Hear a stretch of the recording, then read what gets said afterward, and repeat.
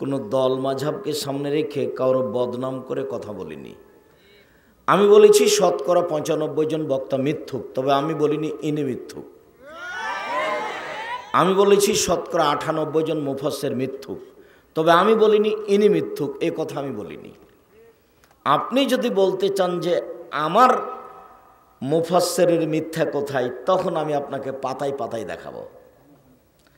এবং প্রমাণে দেখাতে গিয়ে আমি বলেছি যে কোরআন মাজিদের গায়ে যদি মানুষ মিথ্যা কথা লিখতে পারে, তাহলে বক্তৃতা তো মিথ্যা আছে, এটা স্বাভাবিক।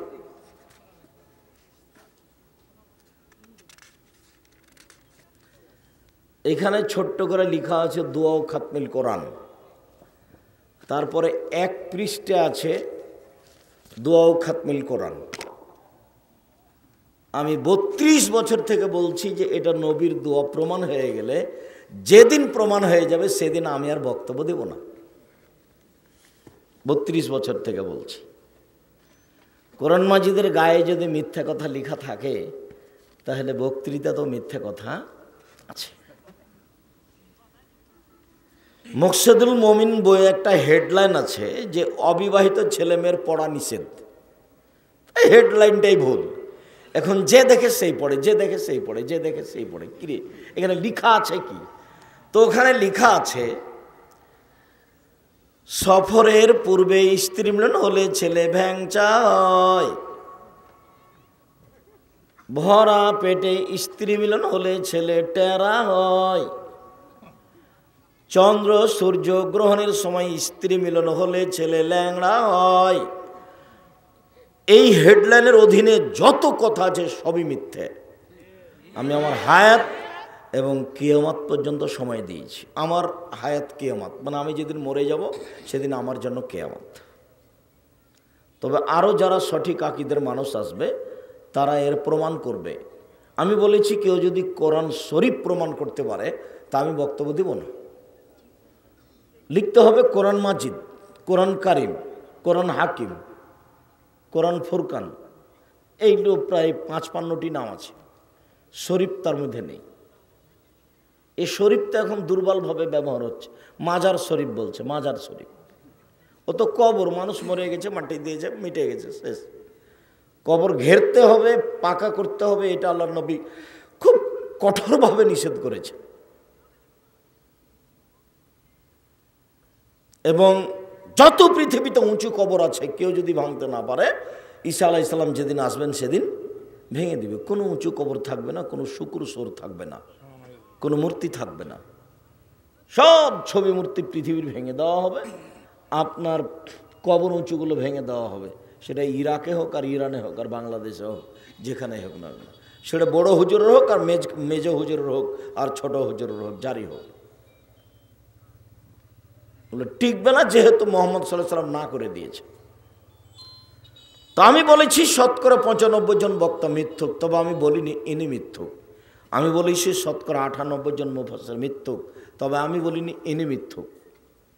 আমি বলেছি আইয়ুব আলাইহিস সালামের শরীরে পোকা হয়নি। যারা তাফসির করে বলেছে পোকা হয়েছে তারা মিথ্যুক মুফাসসির, তাদেরকে বিচারের মাঠে জবাবদিহি হতে হবে। আর আমি বলেছি একজন মানুষের উপরে কেউ যদি অপবাদ লাগায়, সাধারণ মানুষ, তাহলে তাকে ৮০ লাঠি পিটাতে হবে। আর কেউ যদি নবীর ওপরে অপবাদ লাগায় তাহলে ৮০ ১৬০ লাঠি পিটাতে হবে। আল্লাহর নবী ওটাকে ডবল করে দিয়েছে। দাউদ আলাইহিস সালাম আউরিয়া নামক মেয়ের, আউরিয়া ব্যক্তির স্ত্রীকে দেখে তিনি নিজেকে পরিবর্তন করে তার স্বামীকে যুদ্ধ পাঠিয়ে বিবাহ করেছেন, এই ইতিহাস মিথ্যা। জুলাইখার সাথে ইউসুফ আলাইহিস সালামের ঘটনা ঠিক, কিন্তু জুলাইখার প্রেমে ইউসুফ আলাইহিস সালাম পড়েছিলেন, এই ইতিহাস মিথ্যা। এবং বিবাহ হয়েছিল, এই ইতিহাস মিথ্যা। ধর্মের নামে কত মিথ্যা আছে আপনাকে আমি দিন রাত শুনিয়ে রেখেছি, কলমে লিখে রেখেছি। কলমের নাম তাফসির কি মিথ্যা হতে পারে? ওই বইয়ে যা তাফসির আছে সবই মিথ্যা, একটা সত্য নেই। বইয়ের নাম তাফসির কি মিথ্যা হতে পারে? মানে মিথ্যা তাফসিরে ভরা আছে বই পুস্তক। যেমন এই হেডলাইন যে অবিবাহিত ছেলে মেয়ের পড়া নিষেধ, তারপরে যা লিখেছে সবই মিথ্যে। আল্লাহ বলছেন নিসাউকুম হারসুল্লাকুম ফাতে হারসাকুম আন্না শাইতুম, পৃথিবীর মানুষ তোমাদের স্ত্রী, তোমাদের জমি, তোমাদের ক্ষেত। তোমরা তোমাদের জমিতে আসো, তোমাদের খেতে আসো তোমাদের ইচ্ছা মতো, সকালেই কি, বিকালেই কি, দুপুরেই কি, ভরা পেটেই কি, চন্দ্রগ্রহণ সূর্যগ্রহণ লাগলেই কি আর না লাগলেই কি। এটা আল্লাহ বলছেন যে তুমি তোমার স্ত্রীর নিকটে আসো তোমার ইচ্ছা মতো, সেখানে ভরা পেটও নেই, সেখানে সফরও নেই, সেখানে চন্দ্র সূর্য গ্রহণও নেই। দুনিয়াতে দুটা পাপ আছে, একটা পাপের নাম শিরক আর একটা পাপের নাম বিদাত।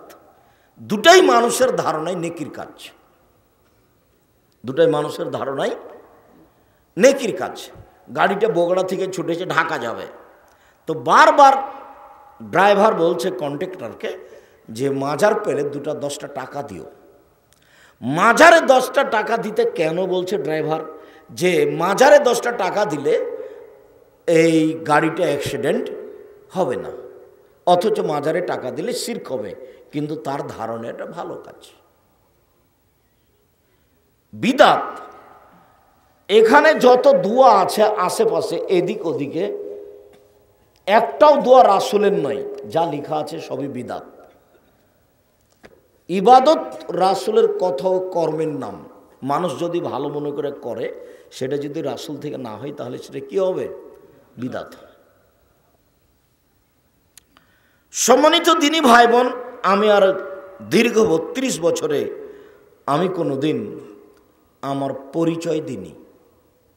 মানুষ যখন চাপ দিয়ে বলেছে যে আব্দুর রাজ্জাক সাহেব বিজ্ঞাপন পোস্টারে যে নামটা লিখবো, কি লিখবো, তখন আমি বলেছি আমার নাম আব্দুর রাজ্জাক, আর আমার বাপের নাম ইউসুফ, বাপ বেটা মিলে আব্দুর রাজ্জাক বিন ইউসুফ। দীর্ঘ 32 বছর আমি এর চেয়ে বেশি বলিনি। দীর্ঘ 32 বছর আমি কোনোদিন মানুষের কাছে পথ খরচ পাথেও চাইনি। কেউ যদি বলে দিতে পারে যে আব্দুর রাজ্জাক সাহেব একদিন আমার কাছে পথ খরচ পাথেও চেয়েছিল, তাহলে আমি সেদিন থেকে আর বক্তব্য দেব না। যারা দীর্ঘ 32 বছর থেকে আমার সাথে জড়িত আছে, তার মধ্যে তারা আজকে আমার বাম পাশে ডান পাশে কয়েকজন আছেন উপস্থিত, যাদের বাসাতে আমি খেয়েছি নগদ বসে, এনে আমার এবার শেষে ডানে বসে আছে। অনুমান খাওয়াটা আজ থেকে নিয়ে 20 বছর আগে হতে পারে, 20-25 বছর আগে হতে পারে। এনারা যদি কোনো সময় আপনাদের সামনে গল্প করে যে আব্দুর রাজ্জাক সাহেব আমার কাছে টাকা চেয়েছিল, তো ওরকম প্রমাণ হয়ে গেলে আমি বক্তব্য দেব না। এবং ওনারাকে বলতে হবে যে টাকা দেওয়ার সময়তে একটু আমি একটু কেমন কেমন করছিলাম, বা আমি একটু কেমন কত নিজে দিলেন, এরকম যদি ওনারা ভাব নকল করতে পারেন, আমি বক্তব্য দেব না। আমি কোনো মসজিদে খুতবা দিতে গেলে ওরা পথ খরচ 5,000 টাকা দেয়। বাইতুল হাম যাবে মসজিদে যদি কেউ খুতবা দেয়, তাহলে আমি ওকে 10,000 পাঠিয়ে দিই, বিমানে নিয়ে আসাই, নিয়ে যে পাঠিয়ে দিই বিমানে, নিয়ে আসি বিমানে। আমার পক্ষ থেকে কোনো সংকীর্ণতা আমি বুঝি না, তবে মানুষ ভুলের ঊর্ধ্বে নই। আপনি কেন আসেননি, বাড়িতে কেন আছেন, তা আপনি আমাকে কি দিয়ে বুঝাবেন তা আমি বুঝি না। কি দিয়ে আপনি বুঝাবেন আমাকে? কি বা বিদ্যা আছে আপনার কাছে? পারিবারিকভাবে বা আপনি কি বুঝেন এমন? বা আপনি কয় টাকার মালিক? জামিয়া সালাফে শিক্ষকদের বেতন লাগে 1 মাসে 30 লক্ষ। আপনি কয় টাকা ইনকাম করেন? কত টাকার মালিক আপনি? কিসের ভিত্তিতে আপনি বাড়িতে? আপনি আমাকে বুঝাতে পারবেন না। আমি খুব পুরাতন মানুষ, খালি 32 বছর চলছে আমার বক্তব্যের জীবন। আমি আব্দুস সাত্তার ত্রিশালীর সাথে কথা বলেছি, আমি মাওলানা আবু তাহের বর্ধমানের সাথে বক্তব্য দিয়েছি, তবে আমি আব্দুল্লাহ বিন কাজিম সাহেবের সাথে কোনোদিন বক্তব্য দিইনি। আব্দুস সাত্তার ত্রিশালী আমাকে খুব বেশি স্নেহ জানাতেন, দেখা হলে বলতেন ও ছোট ভাই মুহাদ্দিস সাহেব। মুহাদ্দিস ছাড়া ত্রিশালী সাহেব আমাকে কোনো কথা বলতেন না। সম্মানিত দিনী ভাই বোন, আমি যদি কোনো সময় আপনার এলাকায় চলে আসি, তাহলে আপনি তো বহু দূরের কথা, আত্মীয় স্বজন, ছেলে মেয়ে, খালা ফুফু বোন মা ভাই সবাই, এমনকি এলাকার হিন্দুকেও আসতে হবে, আমি তার কিছু না কিছু উপকার করবই করবো ইনশাআল্লাহ। আমি এতে অদাবদ্ধ। আর আমি আমার জীবনে কোনোদিন কণ্ঠস্বরে বক্তব্য দিইনি, কণ্ঠস্বরে বক্তব্য দেওয়া আমি জায়েজ মনে করি না। কেননা বক্তব্য কিভাবে দিতে হবে এটা আল্লাহ রাসূল স্পষ্ট করেছেন। জাবের রাদিয়াল্লাহু তাআলা আনহু বলেন, এজা খাতাবা, যখন আল্লাহ রাসূল বক্তব্য দিতেন, আমার তাই না হু, তার দু চোখ লাল হয়ে যেত, ওয়াস্তাদা গাজাবহু, তার রাগ বেশি হয়ে যেত, ওয়ালা সৌতহু, তার কণ্ঠ উঁচু হয়ে যেত, কানু মনোজোর যাইস, যেন তিনি সৈন্যদলকে ধমক দেখাচ্ছেন, এই করতে হবে সেই করতে হবে।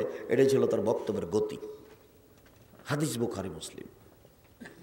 হাদিস বুখারী মুসলিম মানে আম গাছে জাম ধরতে পারে ধরে না, অমাবস্যা রাতে চাঁদ উঠতে পারে উঠে না, সোঁয়ের ছিদ্র দিয়ে লাঙ্গলের ফল ঢুকতে পারে ঢোকে না, সোঁয়ের ছিদ্র দিয়ে লাঙ্গলের ফল ঢুকে যেতে পারে, আম গাছে জাম ধরে যেতে পারে, অমাবস্যা রাতে চাঁদ উঠে যেতে পারে। আমি যে কথা বললাম এতে সন্দেহ আছে বলে কিয়ামত পর্যন্ত চেষ্টা করলে সরিষা ঢোকানো যাবে না, যা বলছি তাই থাকবে। সম্মানিত দিনী ভাই বোন, আপনারা যে যেখানে আছেন, যারা স্টেজে বসে আছেন, বাইরে আছেন, নিজ নিজ কর্ম ত্যাগ করে, কথাবার্তা বন্ধ করে গুরুত্বপূর্ণ আলোচনা শোনার জন্য চেষ্টা করুন। আমি আপনার কিছু না কিছু উপকার করবই করব ইনশাআল্লাহ। জাতির যদি রাস্তাঘাট করে দিতে না পারি, জাতির যদি স্কুল কলেজ করে দিতে না পারি, জাতিকে চূড়ান্ত সঠিক ধর্ম দিতে পারবো ইনশাআল্লাহ। ধর্মের ব্যাপারে জাতিকে ফাঁকি দিয়ে পরকাল হারাতে রাজি নই। জাতিকে পরকালমুখী করতে চাই, জাতিকে শিরক মুক্ত করতে চাই, জাতিকে বিদআত মুক্ত করতে চাই, জাতিকে দল মুক্ত করতে চাই, জাতিকে হিংসা মুক্ত করতে চাই। সামাজিকভাবে মানুষ হিংসায় পরিপূর্ণ হয়ে আছে, হিংসা দিয়ে সমাজ চলছে। যে বাসায় আসছে ছিলাম সেই বাসা থেকে বের হয়ে দেখলাম যে রাস্তার মাঝামাঝিতে খোঁটা পোঁতা আছে, গাছ লাগা আছে। তা আমি বললাম কি ব্যাপার, এরা কি ওই নারায়ণগঞ্জ রূপগঞ্জের মানুষ নাকি? নারায়ণগঞ্জ রূপগঞ্জ মানে কি জানেন? প্রাচীর দিয়েছে আইলে আর বাহিরে রাস্তাতে গাছ লাগিয়েছে ওর এরিয়া, সেই জন্য। তা আমি কতদিন বলেছি 24 ঘন্টার মধ্যে যত গাছ আছে সব কেটে ফেলে দিতে হবে। শুধুমাত্র রাস্তায় এমন একটা জায়গা যার সাথে আল্লাহ নবী আপোষ করেননি, বলেছেন শোনো, যেখানে রাস্তা নিয়ে গন্ডগোল হবে সেটাই ডবল হবে, বাড়িঘর ভেঙে রাস্তা করো। তখন গরিবের না ধনীর এ কথা মুহাম্মদ সাল্লাল্লাহু আলাইহি ওয়াসাল্লাম দেখেননি। রাস্তার ব্যাপারে রাসূল সাল্লাল্লাহু আলাইহি ওয়াসাল্লাম সবচেয়ে বেশি আপোষহীন, কোনো মীমাংসাই নাই, যেখানে গন্ডগোল সেটা ডবল, এভাবে বলেছে। এবং বলেছেন এ লোকটা জান্নাতে চলে গেছে কেন? রাস্তা একটা গাছ পড়েছিল কেটে সরিয়ে দিয়েছে, এই জন্য। ঠিক। আর আপনারা নিজেরা জানেন যে সবচেয়ে বড় ঈমান হলো লা ইলাহা ইল্লাল্লাহ, আর সবচেয়ে ছোট ঈমান হলো ইমাতাতু জালানিত তারিক, রাস্তা থেকে কষ্টদায়ক জিনিস সরিয়ে দেওয়া। অনেক হাদিস আছে রাসূল সাল্লাল্লাহু আলাইহি ওয়াসাল্লামের পক্ষ থেকে রাস্তার ব্যাপারে। রাস্তার উপরে গাছ কেন? রাস্তার উপরে খোঁটা কেন? প্রাচীরের উপরে ঘর তুলেছেন, আবার ফের ঘরের বাইরে প্রাচীরের বাইরে গাছ লাগিয়েছেন। শরম হয় না, লজ্জা হয় না কেন? 24 ঘন্টার মধ্যে গাছ কেটে ফেলবেন, খোঁটা তুলে ফেলবেন। হিংসা দিয়ে সমাজ ভরা, মারামারি করে মসজিদ তৈরি করছে, মারামারি করে মাদ্রাসা তৈরি করছে। ভাই ভাই মারামারি লেগে গেছে, যে একটা ঢেঁকি ছিল কেটে দু ভাই ভাগ করে নিয়েছে। এটা আমাদের গ্রামের খবর বললাম আমি। আর আমাদের সভাপতি সাহেব বলছিলেন যে ভাই বোনকে ভাগ দেয় না। আমাদের এই উত্তরবঙ্গে বোন ভাগ নিয়ে নিলে গরিব হয়ে যাবে, এটা কথা ছড়িয়ে নেই। তবে রংপুর, দিনাজপুর, লালমনিরহাট, নীলফামারী, কুড়িগ্রাম, পঞ্চগড়, ঠাকুরগাঁ, গাইবান্ধা, বগুড়া এইসব ডিস্ট্রিক্টের মানুষ মনে করে যে বোনকে জমি দিতে হবে না। ও যদি চায় তাহলে ওকে বলবো যে চিরদিনের জন্য তুই বের হয়ে যায় এখান থেকে, বাড়িতে আসিস না, এইটা বলে। অথচ আমি বলেছি যে যেই এই ছেলে তোমাকে বলেছি যে তোমার বাপকে যদি আমি কুকুর সিরিগালের চেয়ে বেশি খারাপ প্রমাণ করতে না পারি, বক্তব্য দিব না। শতদিন বলেছি। তার মানে তোমার দাদা মরে গেছে 15 বিঘা জমি রেখে, তোমার বাপ নিবে 10 বিঘা, তোমার ফুফু নিবে 5 বিঘা। তো তোমার বাপ নিবে সকালে আর তোমার ফুফু নিবে বিকালে, এইটুকু যদি তুমি প্রমাণ করতে পারো আমি বক্তব্য দেব না। একজন সকালের একজন বিকালে, এইরকম সুযোগ নাই একসাথে। আর আমাকে যদি জিজ্ঞাসা করো, তা আমার বাপকে মাটি দিয়ে এসে আগে জমি ভাগ করেছি, তারপরে আমরা খেয়েছি। যদিও আমার ছোট ভাই জমি চিনে না, ও বরিশাল মডেল কলেজের সরকারি কলেজের শিক্ষক, আর আমি এইভাবে রাস্তাঘাটে ঘুরি, আমি রাস্তার ফকির, এইভাবে একটা সাধারণ মানুষ ঘুরে বেড়াই। জমি যেটুকু আমার বাপের ছিল, আমার ভগ্নিপতি বোনেরা চাষ করে, কই না আমরা কোনোদিন হিসাবও করি না। ওকে বের করে দাও তো বহু দূরের কথা, বাড়িও ছেড়ে দিয়েছি। যা,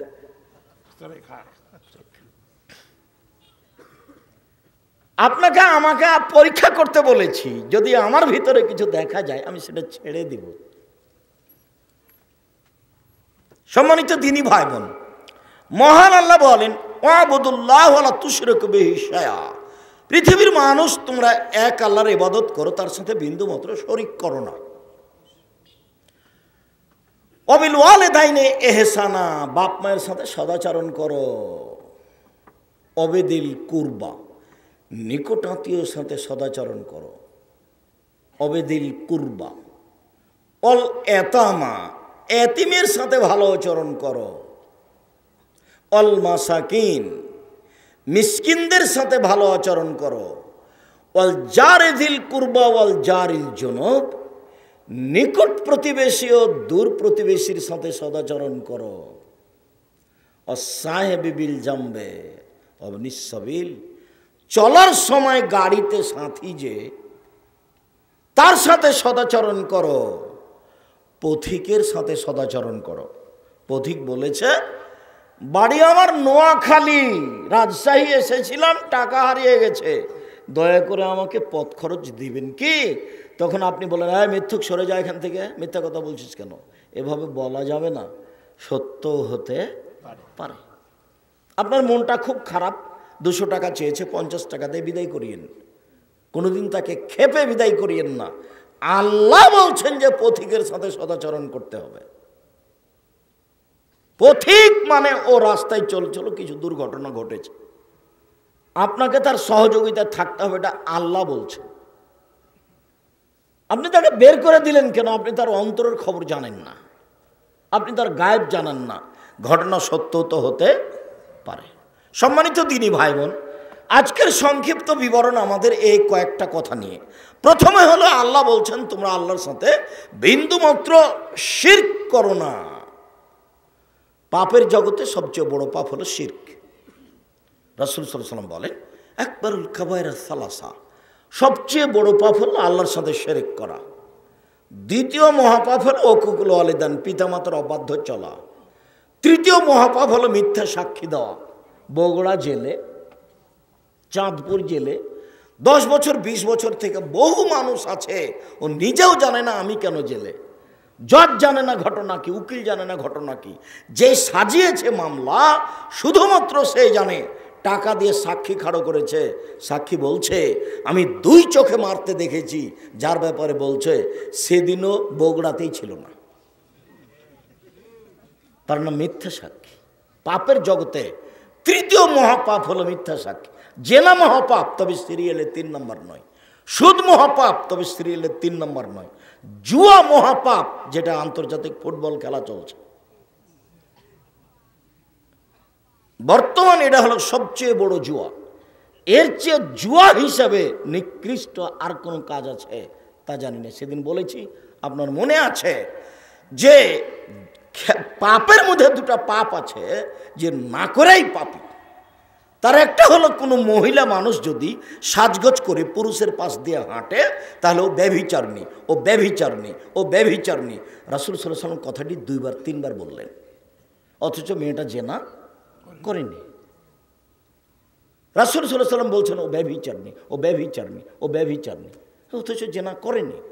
ও সাজগোজ করে পুরুষের পাশ দিয়ে গেছে, এই জন্য বললেন। আর আরেকটা পাপ আছে না করে পাপি, সেটা হলো কেউ যদি কাউকে বলে লাউকা মেরোকা, আসো তোমার সাথে আমি জুয়া খেলবো, জুয়া খেলেনি, খালি বলেছে আসো খেলি, তাহলে 10 জন ফকিরকে 1.25 কেজি করে চাউল দিতে হবে। আর আমি বলেছি যে রাসূল সাল্লাল্লাহু আলাইহি ওয়াসাল্লাম বলেছেন সেটাই জুয়া, যাতে টাকার হারজিত হয়, সেটাই হলো জুয়া, যেই খেলাতে টাকার হারজিত হয়। জুয়ার ঘৃণা করতে গিয়ে, হারাম বিবরণ দিতে গিয়ে আল্লাহ বলেন ইয়াসআলুনাকা আনিল খামরি ওয়াল মাইসির কুল ফীহিমা ইসমুন কাবীর। মুহাম্মদ সাল্লাল্লাহু আলাইহি সাল্লাম, আপনাকে মানুষ জিজ্ঞাসা করে মদ সম্পর্কে আর জুয়া সম্পর্কে, আপনি বলুন এই দুটি মহাপাপের কাজ। আল্লাহ বলেন ইন্নামাল খামরু ওয়াল মাইসির ওয়াল আনসাব ওয়াল আজলাম রিজসুম মিন আমালিশ শায়তান। নিশ্চয় মদ খাওয়া, জুয়া খেলা, মূর্তির আস্তানায় যাওয়া, লটারি ক্রয় করা শয়তানের কাজ। তোমরা বেঁচে থাকো, এগুলো হারাম, মহাপাপ। আল্লাহ রাসূল সাল্লাল্লাহু আলাইহি ওয়াসাল্লাম বলেন 4 শ্রেণীর মানুষ জান্নাতে যাবে না। 1 আকুন, বাপ মাকে মানে না যে। 2 কাম্মার, জুয়া খেলে যে। 3 মান্নান, খোটা দেয় যে। 4 মুদমিনুল খামর, নিয়মিত বিড়ি তামাক জর্দা সিগারেট গুল নেশার দ্বারা দ্রব্য খায় পান করে যে, সে জান্নাতে যাবে না। জুয়া খেলে যে, সে জান্নাতে যাবে না। রাসূল সাল্লাল্লাহু আলাইহি সাল্লাম বলেন মান লাইবা বিন-নারদ ফাকাদ আদখালা ইয়াদাহু ফি দামি খিনজির। কেউ যদি জুয়া খেলায় অংশগ্রহণ করে তাহলে সে তার হাতকে শরীর শুকুরের রক্তের মধ্যে ডুবিয়ে দিল। হাদিসগুলি সব বুখারী মুসলিম। জুয়া কাকে বলে? প্রত্যেক যে খেলাতে টাকার হারজিত রয়েছে সেটাই হলো জুয়া। বর্তমান আন্তর্জাতিক ফুটবল খেলায় টাকার হারজিত আছে কি না? শুধু আছে, এই খেলাতে বিলিয়ন বিলিয়ন ডলার খরচ আছে। এই খেলাতে বাংলাদেশের মাগুরা জেলায় এক লোক জাপানের পক্ষ হয়ে, কোন দেশের পক্ষ হয়ে 7.5 কিলোমিটার লম্বা পতাকা তৈরি করেছে।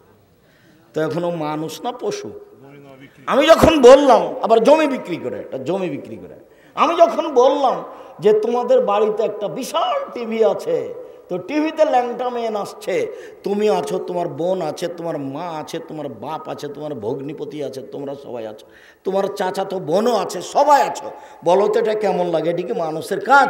যে না, এটা পশু প্রাণীর কাজ। তো আমি আল্লাহ তো সেটা বলছেন, বুঝেও বুঝে না ওরা, অন্তর আছে বুঝে না, দেখেও দেখে না ওরা, চক্ষু আছে দেখে না, শোনেও শোনে না ওরা, কান আছে শোনে না। উলায়েকা কাল আনাম, তারা পশু প্রাণীর মতো, তারা গরু ছাগলের মতো, তারা কুকুর শ্রেণীর মতো, বালু মাজাল, বরং তার চেয়ে খারাপ। কুকুর শ্রেণীর চেয়ে খারাপ এরা, কুকুর শ্রেণীর চেয়ে খারাপ ওরা। কুকুর শ্রেণীর চেয়ে খারাপ তোমার বাপ। আমার বাপ কিভাবে? তোমার ফুফুকে জমি দেয়নি এই জন্য। কুকুর শ্রেণীর চেয়ে খারাপ তোমার বাপ কিভাবে? ওই যে রাস্তার উপরে গাছ লাগিয়ে রেখেছে সেই জন্য। তিতা লাগে এটা? তুমি আমাকে বলো যে কেন আপনি এই কথা বলছেন। আপনাকে আমি কুকুর সিরিয়ালের চেয়ে খারাপ প্রমাণ করতে না পারলে বক্তব্য দেব না। আমি 32 বছরে কারোর মুখের দিকে কথা দিয়ে লক্ষ্য করে কথা বলিনি। ওরকম পর্যায়ে আল্লাহ আমাকে নিয়েই যায়নি কোনোদিন। মানুষের পয়সা দিয়ে চলতে হবে এরকম পরিবেশ আল্লাহ আমার কোনোদিন ঘটায়নি।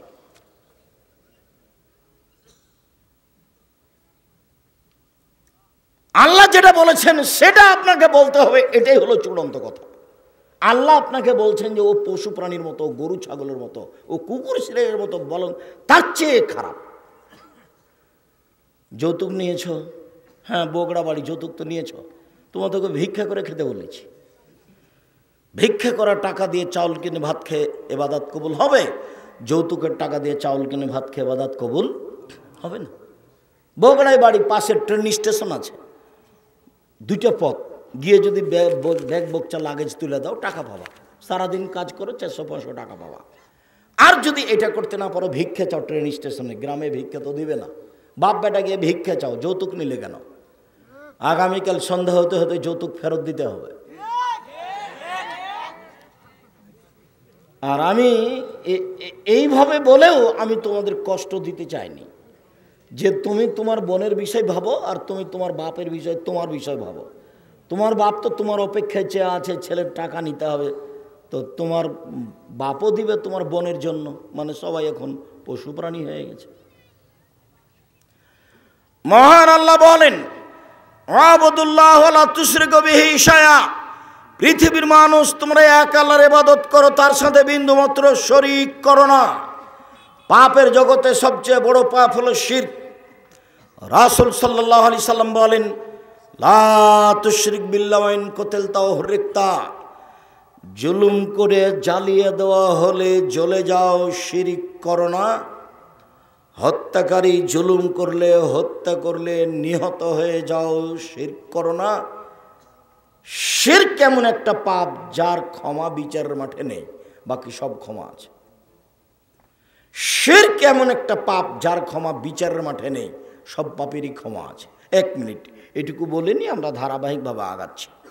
আনাস রাদিয়াল্লাহু তাআলা আনহু বলেন, রাসূল সাল্লাল্লাহু আলাইহি ওয়াসাল্লাম বলেছেন, আল্লাহ তাআলা বলেন, মানে হাদিসে কুদসি, আল্লাহ সরাসরি বলছেন, ভাষা সেভাবে থাকি, তুমি যেভাবে আশা পোষণ করো আমি সেভাবে পূর্ণ করে থাকি।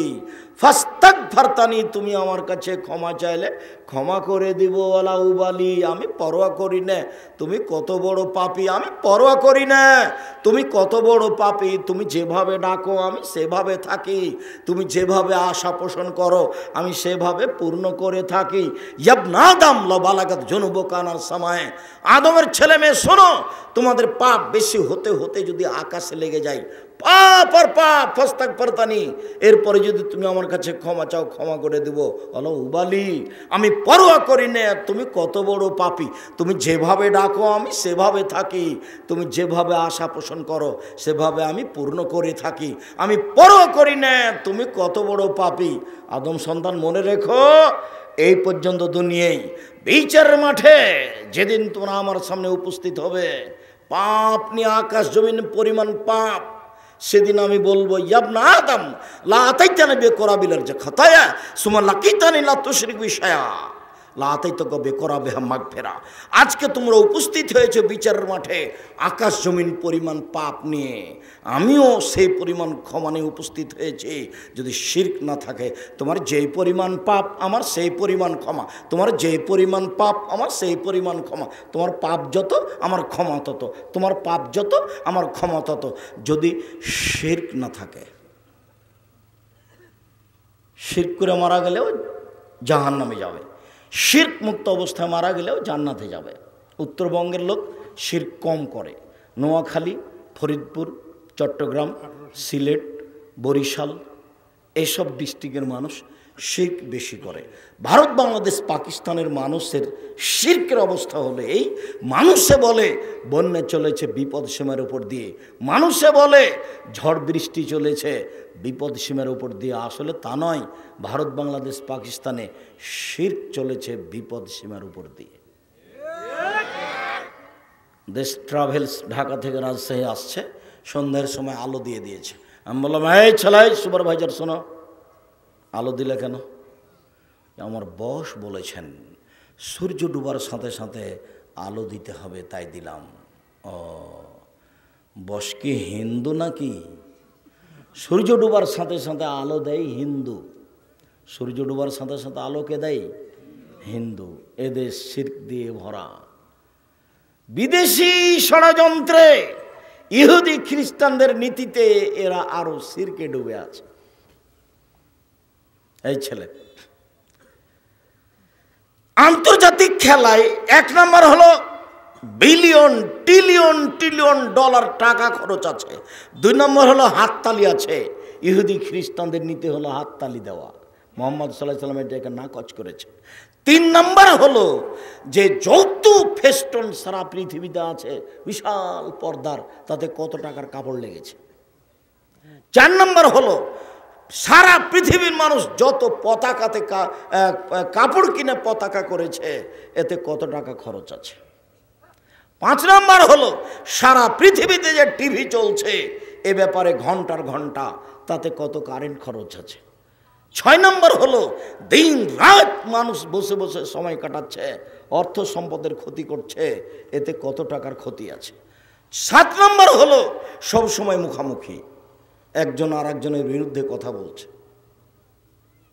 আত্মহত্যা করছে, জমি বিক্রি করে পতাকা কিনছে, এরই নাম জুয়া। একই বলে জুয়া। চাঁপাইনবাবগঞ্জে বলে জুয়া খেলাতে বউকে হারে দিয়েছে, বউ দিয়ে দিয়েছে যে আমার বউয়ের দাম এত টাকা। বলে ঠিক আছে, তখন বউ তো যে পরাজয় হয়ে গেছে, তখন বউতে দিয়ে দিতে হবে ওকে। তারই ফলাফল বাস্তব, জমি বিক্রি করে পতাকা কিনছে। তার মানে ও মানুষ নয়, ও হলো পশু প্রাণী, ও হলো গরু ছাগল। আরও সাথে সাথে তুমি বোকা ছেলে চিনতে পারোনি, তুমি বুঝতে পারোনি ব্রাজিলকে তুমি চিনতে পারোনি, আর্জেন্টিনাকে। এরাই হলো ইহুদি, এরাই হলো খ্রিস্টান, এরাই হলো ইহুদি, এরাই হলো খ্রিস্টান। এরাই বলেছে তোমার নবী ভুয়া নবী। আরে নবী হলে ঈসা হবে, নবী হলে মুসা হবে, নবী কেউ হলে এদের মধ্যে থেকে হবে মোহাম্মদ। আবার কে?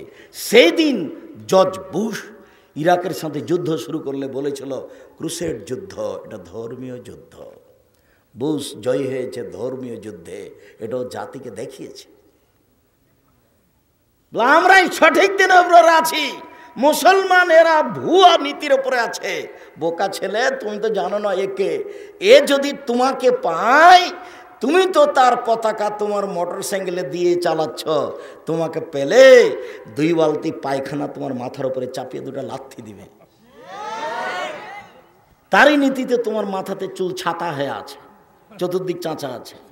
তুমি কখন ইহুদি হয়েছ? তোমার মা নাই নাকি? তোমার বাপ নাই? ও কি তোমার খালা নাকি? বহুদিন প্রমাণ করেছি ওর তোমার খালা, ও তো মা নয়। মা হলে তো ভিন্ন নীতি। মা হলে 4টে জিনিস লাগে। 1 শিষ্টাচার, মা শিষ্টাচার শিখাবে। 2 বিদ্যে, মা বিদ্যে শিখাবে। 3 চিরুনি, মা বাচ্চাদের মাথার চুল পরিপাটি করে রাখবে। 4 মা হলো পাহারাদার। বুখারী মুসলিম, তুমি উঠাও মোবাইল, যে কোনো মোবাইলে পাবা। মায়ের জন্য 4টা কাজ। 1 শিষ্টাচার, তোমার মা কি জানে শিষ্টাচার কাকে বলে? 2 বিদ্যা, তোমার মা কি জানে বিদ্যা কাকে বলে? 3 চিরুনি করা, ছেলে মেয়ের মাথার চুল চিরুনি করে পরিপাটি করে সুন্দর করে রাখতে হবে। 4 পাহারাদার, তোমার মা পাহারাদার। তোমার মা কি পাহারা দেয়? তোমার বোন এখন এখানে বসে আছে, মাথায় কাপড় নেই, তো তোমার মা কি পাহারা দেয়? এটা তোমার মা নয়, এটা তোমার খালা, নইলে এটা তোমার সৎ মা। তুমি প্রমাণ করো যে এটা আমার মা। কিভাবে তুমি প্রমাণ করতে পারো? আমি তো জাবেরের হাদিস দিয়ে তোমাকে শতদিন প্রমাণ করি, সেদিন বলে গেলাম। শিরক ছাড়া সব পাপ ক্ষমা হয়ে যাবে, শিরকের পাপ ক্ষমা হবে না, সাবধান। 2 অবিল ওয়ালিদাইনি ইহসানা, পিতামাতার সাথে ভালো আচরণ করো। আল্লাহর সাথে ভালো আচরণ করো মানে শিরক করো না। নবীর সাথে ভালো আচরণ করো মানে বিদাত করো না। বাপ মায়ের সাথে ভালো আচরণ করো মানে স্বাভাবিক জীবনে সবচেয়ে শ্রদ্ধেয় মানুষ পিতামাতা।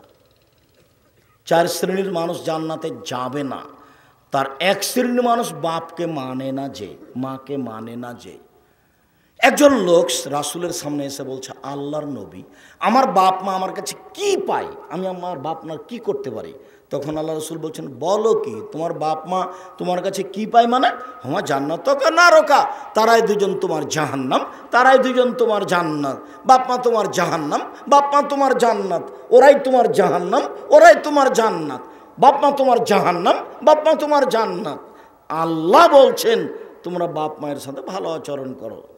রাজশাহীর মেয়র একদিন নওদাপাড়ায় এসেছেন, তো শাহ মকদুম থানার ওসি মেয়রের সামনে এইভাবে দাঁড়ালছেন, আমার দিকে দেখেন, কতদিন দেখালাম, এইভাবে দাঁড়িয়ে বলছে, স্যার এখন কি করব স্যার? বলছি ব্যাপারটা কি? কোরআনে যেভাবে বলা হয়েছে সেভাবে এইভাবে ছেলে বাপ মায়ের কাছে দাঁড়াবে, তুই তো বাপ মা নয়। এইখানে এভাবে মানে এটা তো মানে চট করে অবস্থা, আমি ওখানে পাশে বসেছিলাম, অবস্থাটা দেখে মানে ওরে এটা তো বাপ মায়ের সামনে, এই অবস্থাতে বাপ মায়ের সামনে আল্লাহ বলছেন, এই শক্ত করে কথা বলতে পাবা না বাপ মায়ের সামনে, এই জোরে হেঁটে যেতে পাবা না, এই হাত উঁচা করে হেঁটে যেতে পাবা না, হাত নিচু করে নরম হয়ে যেতে হবে। মাকে গিয়ে বলতে হবে, আম্মা আপনি যে আপার বাসায় যেতে বলছিলেন, আম্মা যেতে হবে, এইভাবে বলতে হবে। আপনি যে আপনার বাসায় যাওয়ার কথা বলছেন, কি করতে হবে এখন ঝামেলার মধ্যে, কি করতে বলেন তো? এটা বলা যাবে না, এটা না করে দেওয়া হয়েছে। মানে ওই জোরে কণ্ঠই নাই, একবারে না করে, আল্লাহ না করেছে। এখন তুমি পালন করতে পারো আর না পারো। কতদিন বললাম, একদিন তুমি ছিলে তোমার মায়ের কোলে, এখন তোমার মা তোমার কোলে।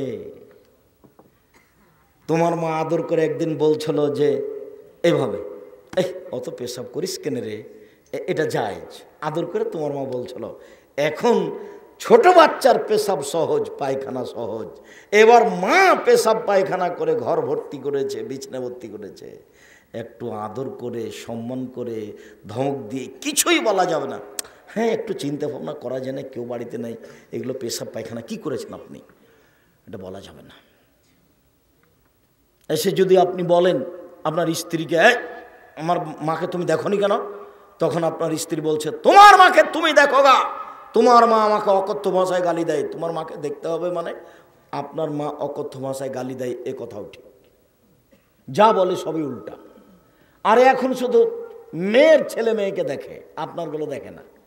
আপনি নিশ্চিত আপনার মাকে বড় মাছ কিনে নিয়ে এসে খেতে বসান, আপনার ছেলে মেয়ে থাকবে আর আপনার বোনের ছেলে মেয়ে থাকবে, সুন্দর বড় টুকরাটা আপনার মা আপনার বোনের ছেলে মেয়েকে দেবে। এটা স্বাভাবিক গতি। এখন আপনি দেখবেন ঘুম থেকে উঠে যে মাটির উপরে সবচেয়ে খারাপ মানুষ আমার মা। এবার দেখি কি করেন আপনি।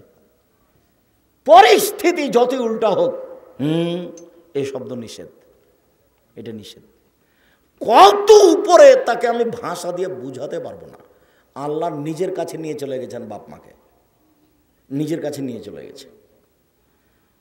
বউ কাজ করবে না, বোনেরা কেউ নেই। পেশাব করাবা তুমি, পায়খানা করাবা তুমি, পানি খরচ করাবা তুমি, গোসল দেওয়াবা তুমি, কাপড় বদলাবা তুমি, কাঁধে করে মেডিকেল নিয়ে যাবা তুমি, কাঁধে করে মেডিকেল থেকে নিয়ে আসবা তুমি। একদিন ছিল তুমি তোমার মায়ের কোলে, এখন তোমার মা তোমার কোলে।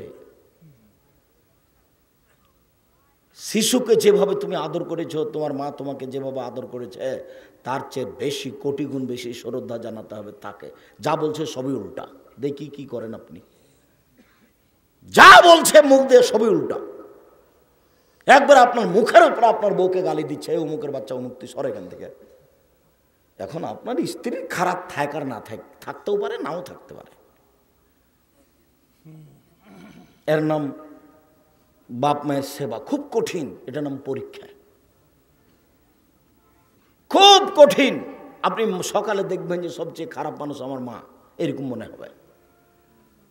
বিপদে পড়বেন না, আত্মার উপরে পাথর চাপিয়ে সব কথা হজম করে জীবন বাজি রেখে তার সেবায় থাকতে হবে। জান্নাত তার পায়ের নিচে, এই কথাই ঠিক। তার দিকে সুনজরে তাকালে কবুল হবে, কবুল হজের সমান নেকি হবে, এই কথা মিথ্যে। তার পায়ের নিচে জান্নাত, এ কথা সত্য। মায়ের পায়ের নিচে জান্নাত, এ কথা সত্য। মানে কঠিন দিনে তাকে সম্মান করলে জান্নাত হবে, এটাই সত্য। মহান আল্লাহ বলেন, পৃথিবীর মানুষ তোমরা এক আল্লাহর ইবাদত করো, তার সাথে বিন্দুমাত্র শরিক করো না। পৃথিবীর মানুষ তোমরা বাপ মায়ের সাথে ভালো আচরণ করো। 3, অবিদিল কুরবা, নিকট আত্মীয়র সাথে তোমরা ভালো আচরণ করো। নিকট আত্মীয় কে? নিকট আত্মীয় হলো ভাই। এর চেয়ে নিকটের মানুষ কেউ নেই। ভাই ভাই, ঠাঁই ঠাঁই। শুধু খালি বিবাহর পরে দেখা যাবে একজন আর একজনকে সহ্য করে না। সামান্য জমি ভাগ করতে গিয়ে এক সুতা ছাড়বে না, মারামারি লেগে গেছে। এটাই ঘটনা, আমার চোখের সামনের ঘটনা। ঢেঁকি কেটে ভাগ করে নিয়েছে 2 ভাই। আর যখন খুব জোরালো ঝগড়া লেগেছে, তখন বলছে যে আমি তো এখানে থাকবো না, চলে যাব, তো আমার ভাগটা এমন লোককে দিয়ে যাব যে তোকে উচিত সাজা দিতে পারে। ভাই বলছে, অথচ আল্লাহ বলছেন যে নিকটের মানুষ হিসেবে পৃথিবীতে সবচেয়ে নিকটের মানুষকে ভাই। বাপকে বলা হয়নি এই জন্য যে বাপের সাথে বেটার কোনো কেসাস চলে না, বাপের সাথে বেটার কোনো ভাগ চলে না। বেটার জমি জায়গা যা আছে, বেটা জমি জায়গা সব বাপের, যদিও বাপ যতদিন কাজ করতে পারবে ততদিন ছেলের খেতে পাবে না, ছেলে খেতে দিতে বাধ্য।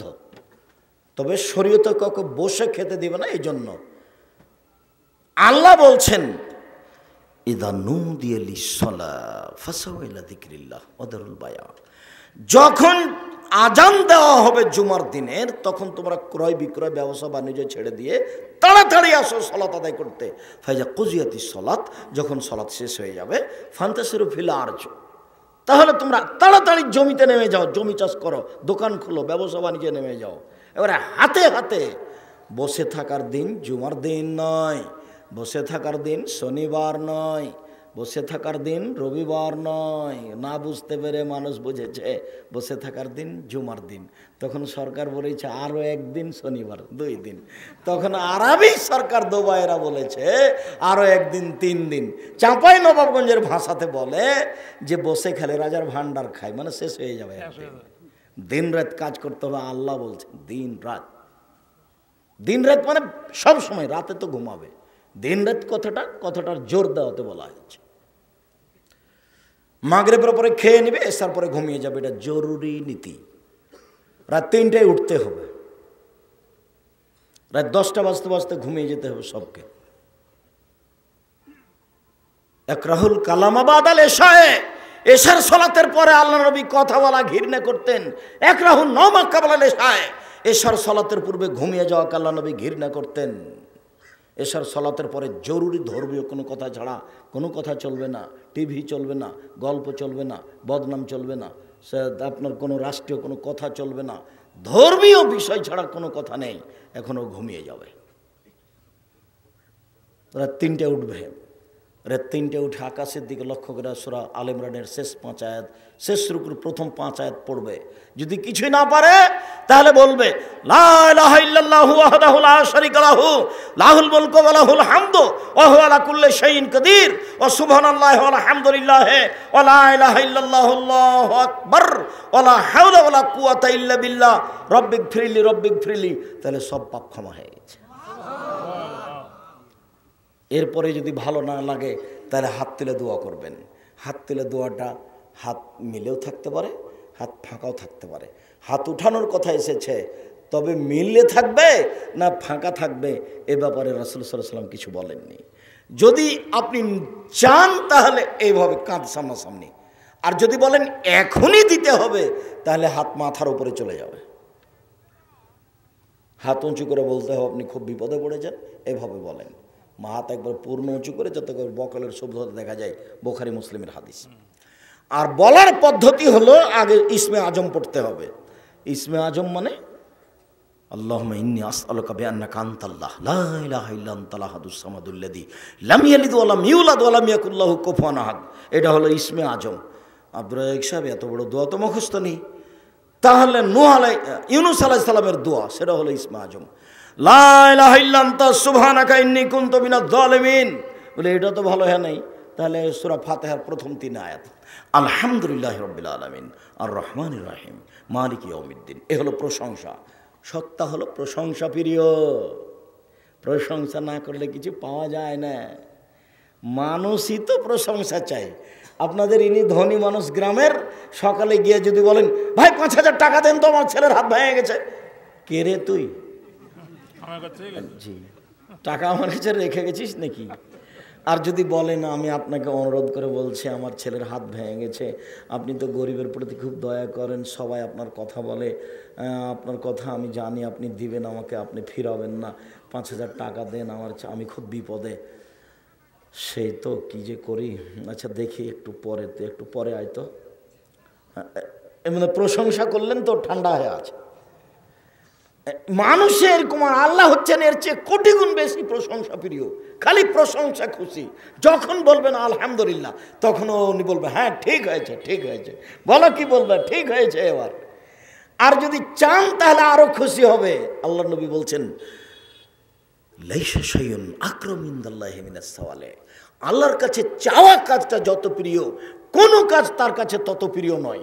যখন সেখানে চাইবেন তখন বলবে হ্যাঁ ঠিক হয়েছে, কবরের কাছে তো চাওনি, ও তো দিতে পারে না, তবুও গেছে ওখানে। আরে আমি তো পারি, তুমি আমার কাছে বলেছ, আগে বলেছে প্রশংসা ঠিক হয়েছে, তারপরে আমার কাছে চেয়েছ, বেশ আরো ভালো হয়েছে।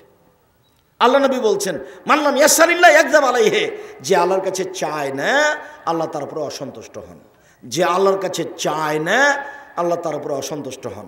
তাহলে হলো প্রশংসা, তারপরে দুরুদে ইব্রাহিম, তারপরে 3 নম্বরে বলবেন আপনার প্রয়োজন, আল্লাহ বিবুলোকে রাস্তার পাশে 3 শতক জমির ব্যবস্থা করে দাও।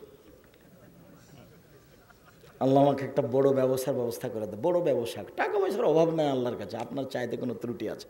আর চাইবেন এইভাবে, ফাইদা ফারাগতা ফানসব ওয়া ইলা রাব্বিকা ফারগাব। মুহাম্মদ সাল্লাল্লাহু আলাইহি সাল্লাম, আপনি যখন দুনিয়াবি কাজ থেকে অবসর হবেন তখন কঠোর শ্রমে আত্মনিয়োগ করুন। আমাকে যা বলবেন তা বিনয়ের সাথে কান্নাকাটি করে বলুন। বিনয়ের সাথে বলতে হবে। আসসালামু আলাইকুম রহমতুল্লাহ, আসসালামু আলাইকুম রহমতুল্লাহ, আলহামদুলিল্লাহ, বেহাক্কে লা ইলাহা ইল্লাল্লাহ। বলেন তো কোথায় বিনয়ী হলো, কোথায় কান্নাকাটি হলো? এটা আল্লাহর আদেশ। একটু গরম পানি আছে কি? এটা আল্লাহর আদেশ। সম্মানিত দিনী ভাই বোন, আমি আপনাকে বলছিলাম সবচেয়ে নিকটাত্মীয় হচ্ছে ভাই। আপনাকে আমি অনুরোধ করে যাচ্ছি, আপনার বড় ভাইয়ের কারণে আপনার সাথে গন্ডগোল হয়েছে, এ কথাই ঠিক। এখান থেকে উঠে গিয়ে বড় ভাইয়ের হাত ধরে ক্ষমা নিয়ে রাত কাটাবেন, এ কথাও ঠিক।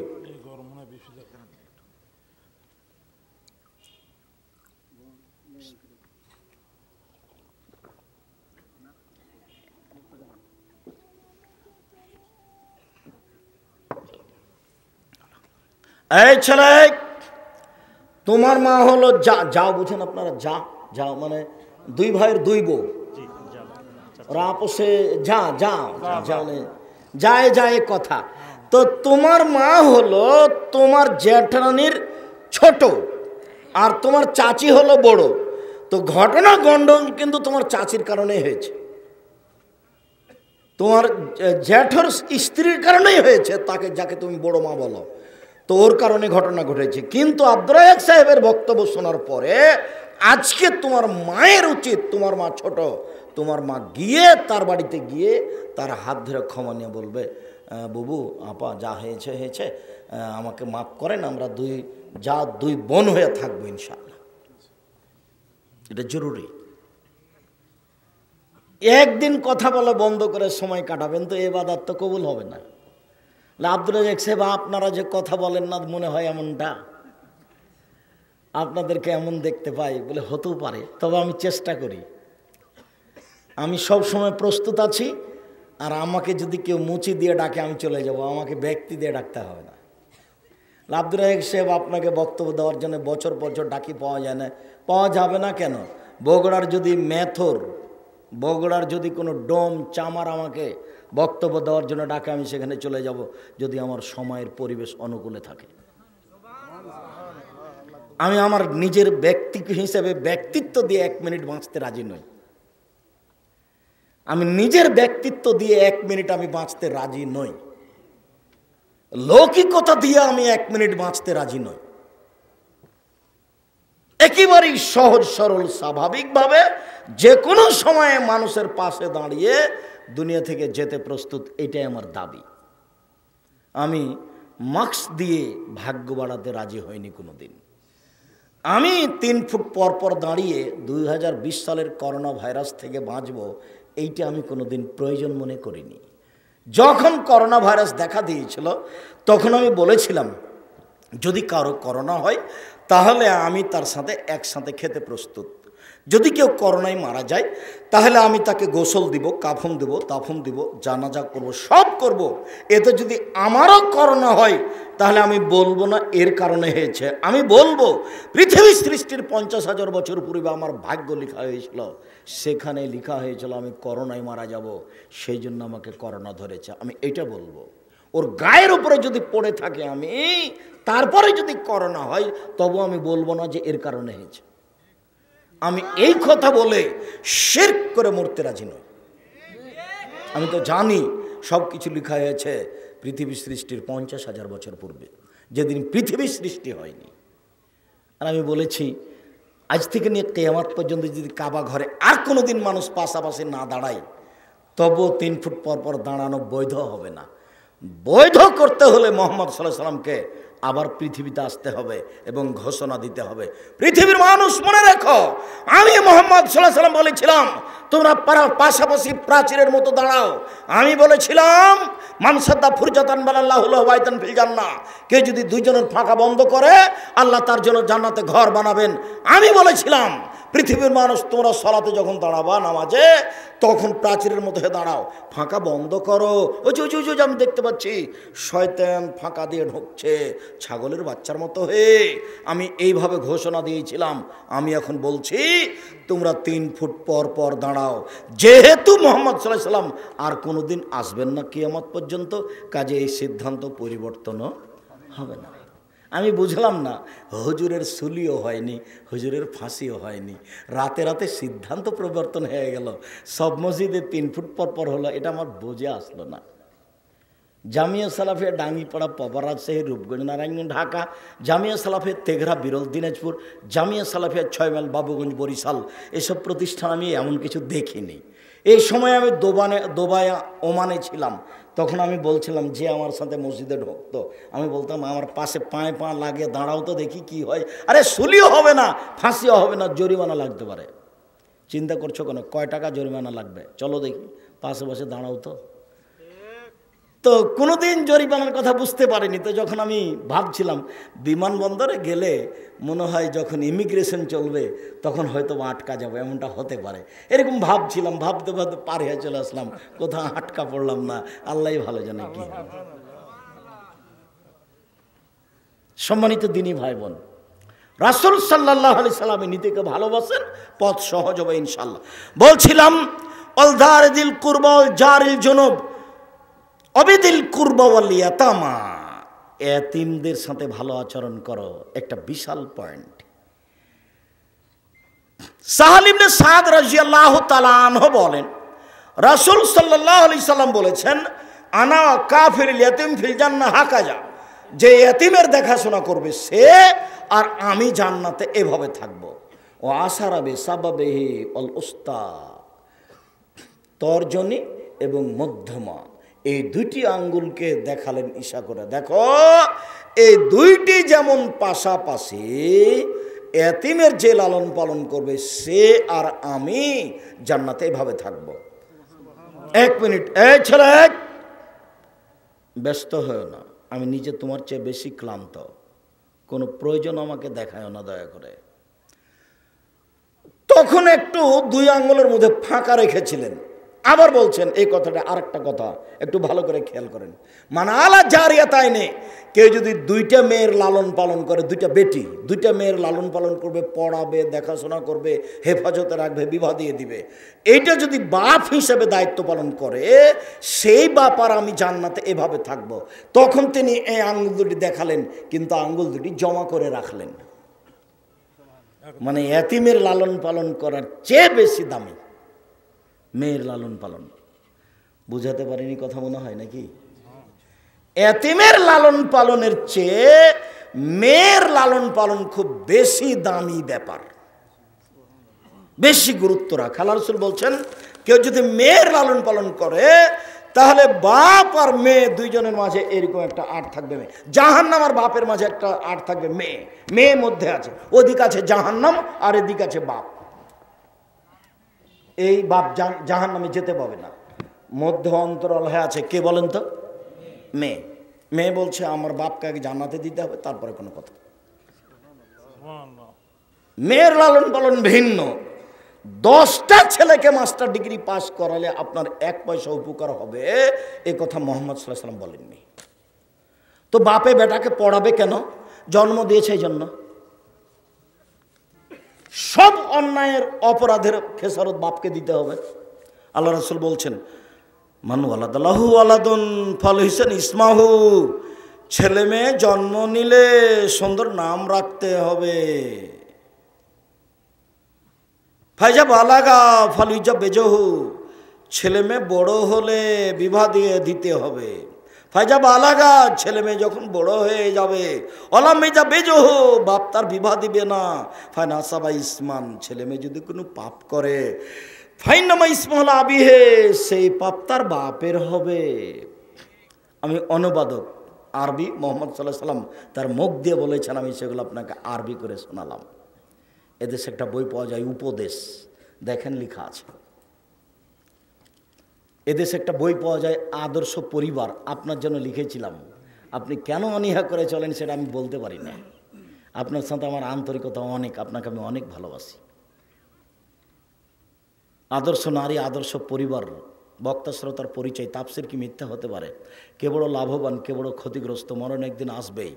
সব বইগুলি আপনার জন্য লেখা আছে।